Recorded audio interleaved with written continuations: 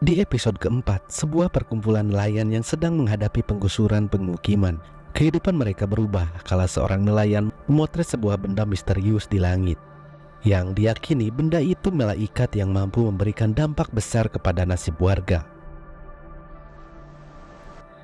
Film dimulai terlihat kelompok orang mencari kerang yang sedang membahas tentang kerang yang akhir-akhir ini semakin sedikit. Mereka juga membahas tentang kampungnya yang akan digusur. Rusman yang selalu sirik kepada Wahyu mengadu kepada Ohim bahwasanya Wahyu selalu mendapatkan kerang yang cukup banyak. Ohim berkata itu karena Wahyu sedari sore ia sudah mencari kerang, sementara mereka mulai mencari kerang saat malam hari saja. Rusman yang iri mengatakan seharusnya tidak boleh begitu karena semua kerang bisa habis oleh Wahyu. Wahyu yang seorang pendiam hanya bisa berpura-pura tidak mendengar omongan mereka. Rusman berkata kepada Wahyu kalau dia hanya memikirkan diri sendiri dan tidak memikirkan lingkungannya. Lo kenapa sih ngelain dia terus? Elah jangan so suci deh lo, gua tahu lo suka sama bininya. Ih anjing. Kenapa lo? Jangan dengerin yuk. Wahyu yang adalah seorang introvert, di pikirannya hanyalah menabung, mengumpulkan uang untuk pergi ke Arab Saudi demi untuk mencari ibunya. Kini tabungannya sudah terkumpul 6 juta lebih dan sebentar lagi impiannya untuk mencari ibunya di Arab Saudi akan segera tercapai. Dija berkata, jika suatu saat mereka ke Arab Saudi, bagaimana cara untuk mencari ibunya di sana? Karena mereka tidak tahu di mana alamat ibunya. Dengan uang 6 juta, mereka tidak tahu bisa bertahan berapa lama di Arab Saudi. Wahyu yang kepikiran ucapan Rusman ketika di pantai, ia menanyakan kepada istrinya, apakah benar istrinya saling suka dengan Ohim? Dijah membantah tuduhan Wahyu. Jikapun seandainya dia selingkuh, kenapa harus dengan Ohim? Memangnya tidak ada yang lebih cakep dan kaya. Ohim hanya seorang duda yang miskin. Duda, miskin juga. Kalau mau selingkuh udah dari dulu. Dijah memberikan kue kecil dan memberikan selamat ulang tahun kepada Wahyu. Dijah yang masih kepikiran tentang Wahyu yang ingin mencari ibunya selama 1 minggu. Dijah pun bingung karena dia mungkin tidak bisa ikut ke Arab Saudi karena ia tidak bisa meninggalkan pekerjaannya di pabrik, apalagi selama 1 minggu karena cutinya sudah habis. Wahyu yang tidak peduli malah menawarkan tinggal bersama ibunya di Arab Saudi.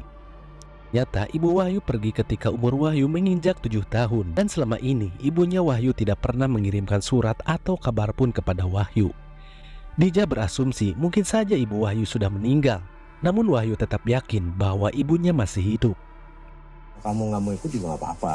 Dija pun bercerita dia mendapatkan hadiah undian dari pabriknya dan mendapatkan hadiah berupa kamera Tustel. Dija menanyakan apa sih yang masih diingat dari ibunya sehingga Wahyu ingin sekali menemui ibunya. Menurut Wahyu, ibunya sangat menyenangkan, bahkan ketika di dapur pun ibu Wahyu bisa membuat suasana bikin asik. Tiap malam ya, dia selalu dongeng buat aku. Mendengar cerita Wahyu, akhirnya Dijah pun mau ikut ke Arab Saudi. Malam yang semakin larut, mereka pun sedang tertidur. Namun Wahyu terbangun dan mengambil tabungannya, lalu memindahkan ke tempat lain. Lalu Wahyu pun melihat pria misterius di luar yang sedang berusaha untuk membakar perkampungan mereka. Namun Wahyu yang seorang pendiam, dia tidak peduli dan tidak mau ikut campur dengan masalah itu.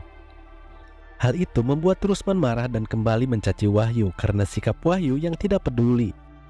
Kita mati, hangus, kebakar semuanya, lu diam aja. Kejadian semalam pun menjadi buah bibir di kalangan masyarakat bahwa kampung mereka hampir saja dibakar. Malamnya terlihat warga sedang asik menonton film berjudul Si Buta Lawan Jaka Sembung. Dijah, Pak Ustadz dan warga menikmati film tersebut. Di belakang Dijah terlihat Ohim lewat untuk menuju tempatnya Rusman. Di situ terdengar pembicaraan Rusman yang sedang membicarakan tentang penggusuran kampung mereka. Bandot berkata seharusnya kedua orang misterius pada tadi malam itu jangan dibiarkan kabur.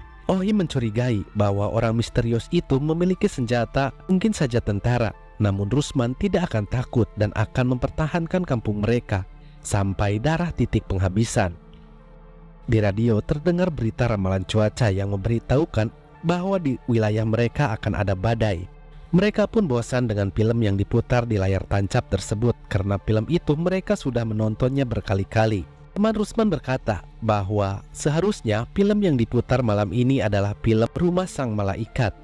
Tetapi itu tidak jadi karena film itu malah diputar di kampung sebelah.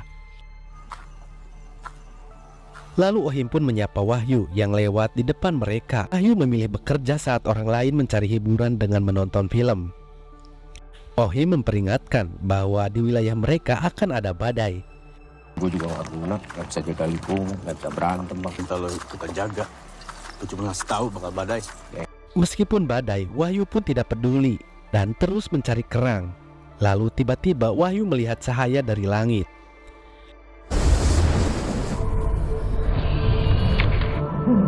Di rumah Dijah terlihat sehabis mandi.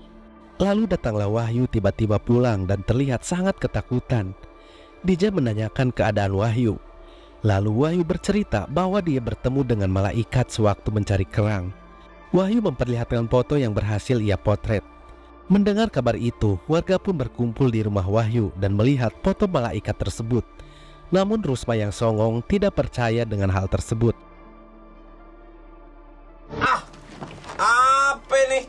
Lalu Dijah menjelaskan bahwa itu foto langsung jadi. Dijah mendapatkan kamera tersebut dari hadiah undian di pabriknya. Rusman berkata kalau itu benar foto malaikat, kenapa Wahyu yang didatangi? Dan apa spesialnya seorang Wahyu yang pendiam, lemah dan dongo? Katanya nabi-nabi dipilih gitu, Bang. Nabi dong, maksud lu? Lalu Pak Ustadz menenangkan Rusman dan berkata, dulu banyak nabi-nabi yang lemah dan tertindas. Bandot heran kenapa malaikat itu turun ke kampung mereka. Malaikat turun ke suatu tempat itu karena apa? Biasanya malaikat turun itu karena membawa pesan dari Tuhan ke tempat orang-orang yang bejat. Ya, tapi nggak tahu juga ya. Gua kan jadi ustadz karena lu semua manggil gua ustadz. Gua belajar agama, itu gua enggak. Ustadz menjelaskan bahwa malaikat menunjukkan dirinya tidak ke sembarangan orang. Warga pun mulai meyakini bahwa Wahyu bukan orang sembarangan. Besoknya terlihat seorang wartawan datang ke kampung mereka untuk menyuarakan perihal penggusuran kampung mereka.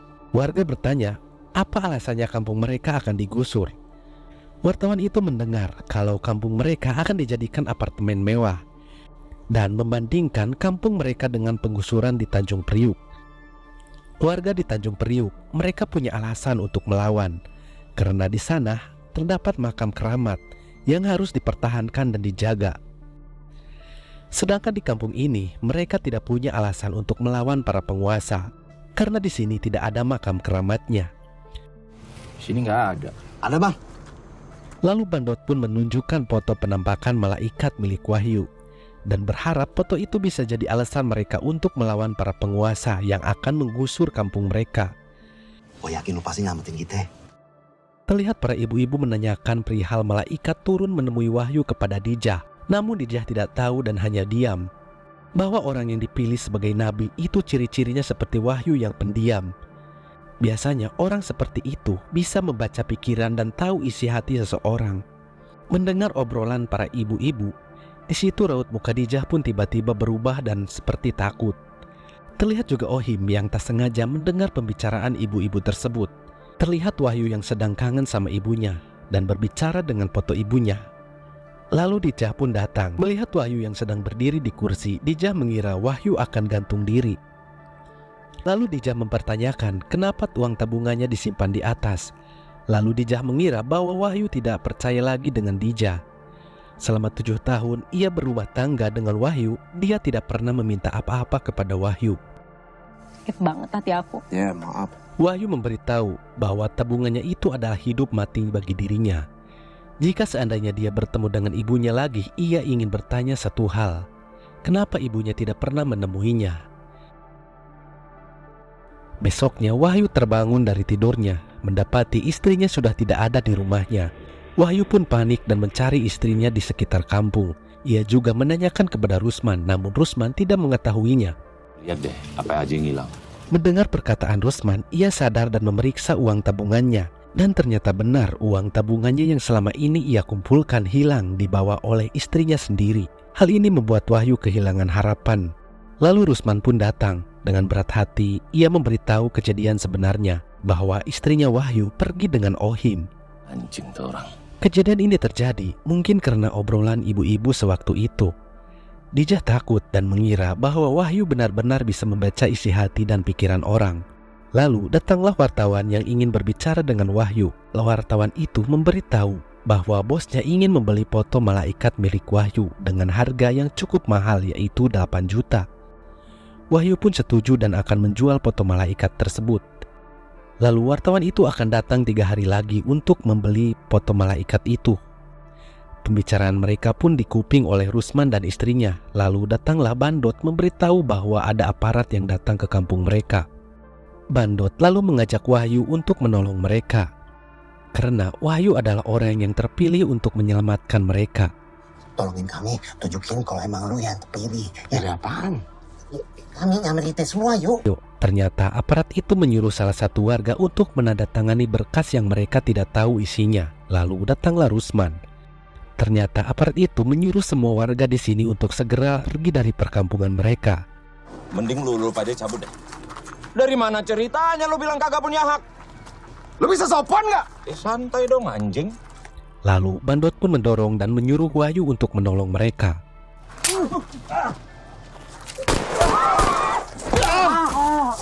Sini lu, anjing.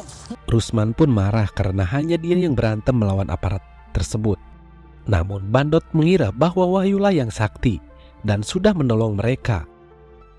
Gua turunin pistolnya. Lu lupa dia gak bakal meletus nih. Udah anjing. Malamnya Rusman didatangi oleh aparat yang dihajarnya tadi siang. Rusman pun diancam untuk mengganti rugi pengobatan anak buah aparat tersebut sebesar 3 juta. Ini lu aja di rumah udah hancur, tau gak? Rusman pun bingung karena ia harus mencari ganti rugi sebesar 3 juta. Lalu Rusman teringat dengan foto malaikat milik Wahyu. Rusman mengajak istrinya pergi dari kampung ini. Istrinya mempertanyakan, terus apa gunanya sok-sokan membela kampung ini kalau akhirnya mereka harus pergi. Penduduk sini tuh kagak layak dibela. Udah, lu situ aja. Sementara Wahyu terlihat memandang foto malaikat miliknya. Tiba-tiba Rusman yang punya niat jahat pun datang. Rusman berkata, hidup Wahyu selalu beruntung. Walaupun ada masalah, keberuntungan pasti menghampiri Wahyu. Dan kenapa harus Wahyu? Rusman menyindir bahwa hidupnya Wahyu tidak peduli sama orang lain. Rusman yang sudah tahu bahwa harga foto malaikat miliknya ditawar 8 juta, ia pun meminta foto malaikat milik Wahyu. Rusman meminta Wahyu agar segera memberikan foto tersebut. Lalu ia menemukan penyimpanan foto tersebut.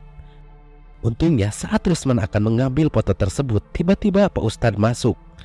Dan Rusman pun gagal mengambil foto tersebut.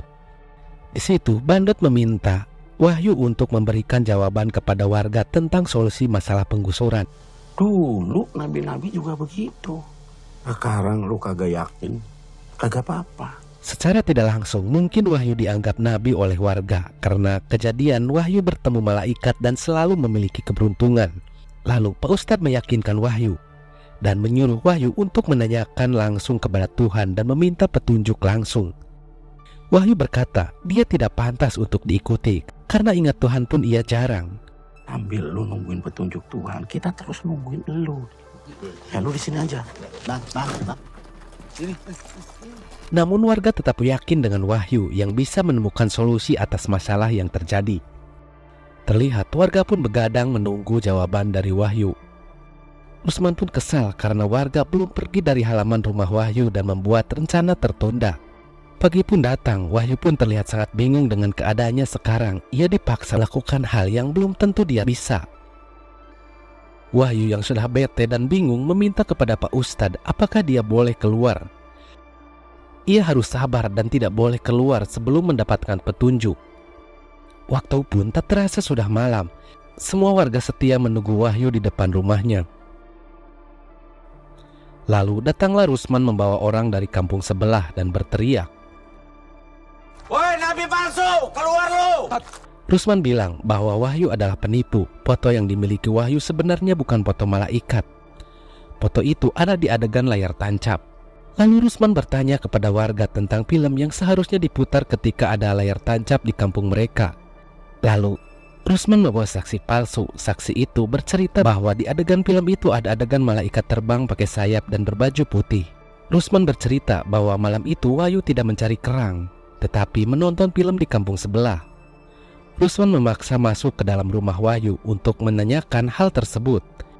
Lalu Rusman meminta foto malaikat itu. Wahyu berkata bahwa foto malaikat itu sudah dia buang karena foto itu palsu. Mendengar hal itu, warga pun marah, sangat kecewa kepada Wahyu. Kalau foto lu itu foto dari layar tancap. Udah gue buang, Bang. Kenapa lu buang? Soalnya palsu. Cing. Kecewa gue sama lu. Rusman pun heran kepada sikap Wahyu. Buat ngebela dirinya sendiri pun Wahyu malas. Gimana membela orang lain? Rusman pun kembali meminta foto malaikat tersebut. Rusman pun mulai mencari sendiri foto malaikat milik Wahyu. Lalu menemukannya di bawah wajan. Namun foto malaikat itu sudah rusak dan membuat Wahyu kecewa. Kalau ini lu jagain, bisa bagi dua. Gue butuh banget. Sementara terlihat para militer datang untuk menggusur kampung tersebut. Sementara Wahyu hanya bisa menangis meratapi nasibnya. Lalu tiba-tiba rumah Wahyu bergetar. Wahyu pun keluar dan sangat terkejut. Lalu sosok itu memberikan semua pengetahuan yang berada di muka bumi kepada Wahyu. Ibu, Semua pemahaman akan menjadi milikmu.